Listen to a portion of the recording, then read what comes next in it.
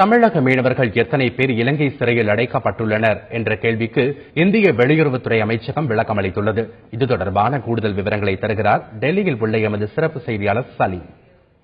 இந்திய வெளியுறவுத்துறை அமைச்சகத்திடம் இந்திய மீனவர்கள் தமிழகத்தை சேர்ந்தவர்கள் இலங்கை சிறையில் எத்தனை பேர் இருக்காங்க, எத்தனை படகுகளை இலங்கை பிடித்து வைத்திருக்கிறது என்ற கேள்வியை சற்று முன் முன்வைத்தோம். அதுக்கு என்ன பதில் வந்திருக்கு அப்படின்னா, இந்திய வெளியுறவுத்துறை அமைச்சகம் கிட்ட இருந்து இந்திய மீனவர்கள் தமிழகத்தை சேர்ந்தவர்கள் மொத்தம் 27 மீனவர்கள் இலங்கை சிறையில் இருப்பதாகவும் 79 படகுகள் இலங்கை வசம் இருப்பதாகவும் தகவல் வெளியிட்டிருக்கிறார்கள். அதே போல இலங்கையிலிருந்து மீனவர்கள் இந்தியாவுக்கு வராங்க மீன் பிடிக்கிறதுக்கு. இந்திய கடல் பகுதியில் அப்படி மீன் பிடிச்சவங்களை எத்தனை பேரை கைது பண்ணி இங்க வச்சிருக்காங்க அப்படின்னா, இலங்கை மீனவர்கள் 9 பேரை கைது பண்ணி இந்திய சிறைகளில் வைத்திருக்கிறார்கள். அதே போல அவர்களுடைய 13 படகுகளை பிடித்து இங்கே வைத்திருக்கிறோம்.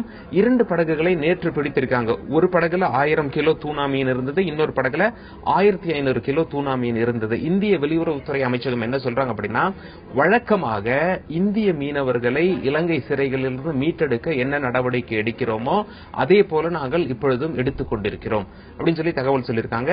டெல்லியிலிருந்து தந்தி செய்திகளுக்காக கேமரா பர்சன் பிரதீப் சௌஹானுடன் சலீம்.